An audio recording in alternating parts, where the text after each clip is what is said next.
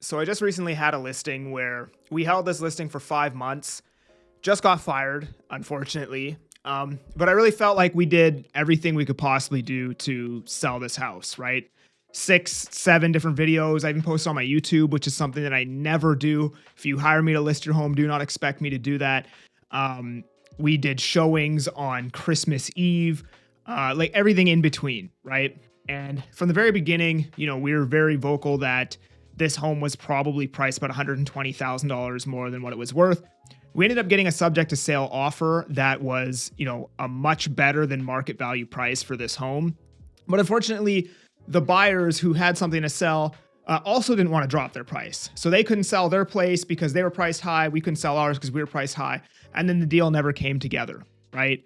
And then, 5 months in, we had to have a very difficult conversation being like, this is where we're at. This is where we need to be. They did not whatsoever want to come down to that price. So by process of elimination, right, if you're not willing to change your price, you feel like you've done marketing, you feel like you've done this, you've had enough exposure on the market, you've had open houses. Well, it's basically just price or realtor that's left, right? So most sellers in that situation are going to get rid of the realtor, right? So unfortunately for us, they're probably going to hire a realtor who is willing to take the listing on at their price, probably not going to move in the first three weeks to a month. And then that realtor is going to drop the price somewhat similar to what we're telling her right now. And they're going to get that sale, which is unfortunate for us, but that's just kind of how the game goes, right?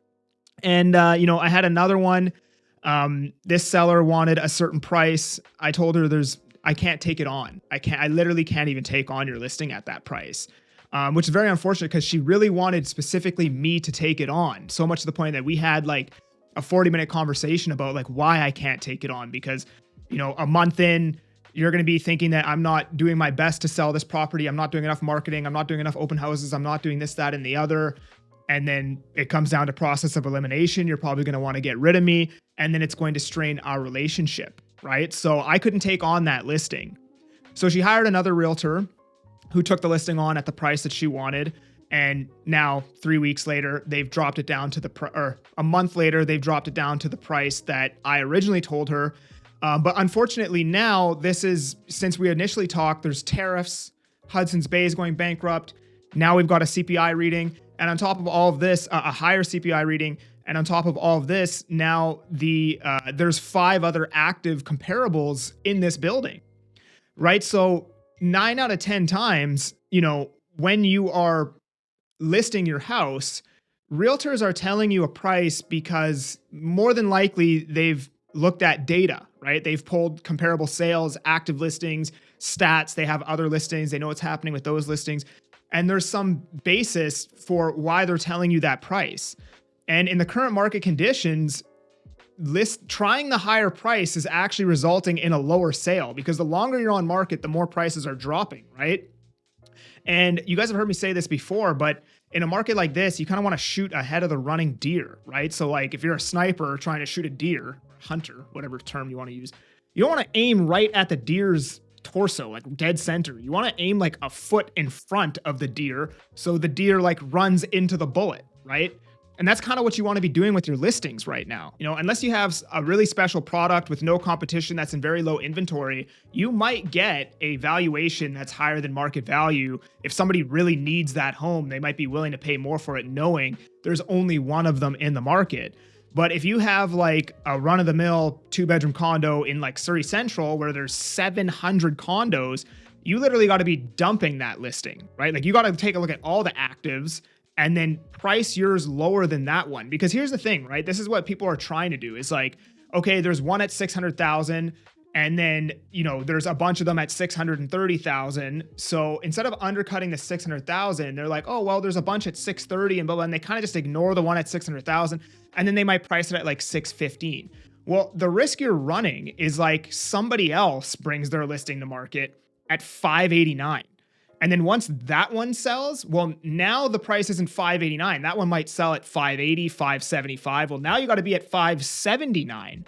So this is what's happening is people are taking a look at everything that's on the market and being like, well, I should be fine if I price at this, not understanding that every day there's more people talking to realtors, getting ready to list their properties that are also looking at actives that are, All it takes is one person willing to undercut all the actives on the market, and that resets a buyer's expectations for now. That's the price that they want to pay for any unit similar to that unit, because nobody wants to overpay, right? So the longer you're on the market, the more chance that somebody's going to be willing to cut their price and reset the expectations of all the other buyers in the market. So if you're a seller right now, you have to be better than the competition. You can't just be competing.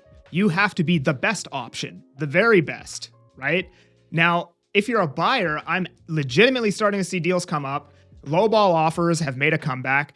And what I like I don't like writing lowball offers, but I would do it in this market so long as it's justifiable. And I think it's very easy to justify a lowball offer. I even had some cash buyer reach out to me last week, and we're going to go shopping, and I'm going to be writing some pretty lowball offers, cash offers, and I can easily justify it because, like, hey, we need a deal. We're also taking on more risk by writing a subject-free offer with a short closing date, and we want to be compensated for that risk, but that's also providing you as the seller certainty because you don't have to worry about this deal falling through and you're getting your money in 3 weeks to a month, right? So for that, we want to get a deal for providing you that service of basically a risk-free transaction, right? But it doesn't even have to be sub-free. Like, I think you're doing people a solid service. Some people will take a look at it as you're taking advantage of people. Well, in a lot of cases, you're actually bailing people out of a bad situation if you buy their property. And, there is a higher level of risk and volatility in the market. And because there's a higher level of risk and volatility in the market, you need a little bit of a cushion as a buyer. So, I want to pick this up at somewhat of a deal just to, hedge my risk on buying your property. But yeah, I mean, sellers right now are getting crushed because everybody wants to try the higher price, and the higher price isn't working. It's not working at all right now. You gotta be the lowest price. And the lowest price is actually resulting in the highest sale right now, right? I can't tell you how many times I've listed I've listed a property. It didn't sell. Unfortunately, they wanted to try a new realtor. The new realtor tries the price that I told the seller 2 months ago. And now they're on market 40 days. That price doesn't work anymore. Now there's a new price they got to be at, which is lower than that price. But if you're a buyer, especially end user, this is an amazing market to be in. And if you want to chat with me about buying or selling, there's a link down in the description that goes right into my calendar. I'm that Agent Kelly. I'm making moves to move you. Peace.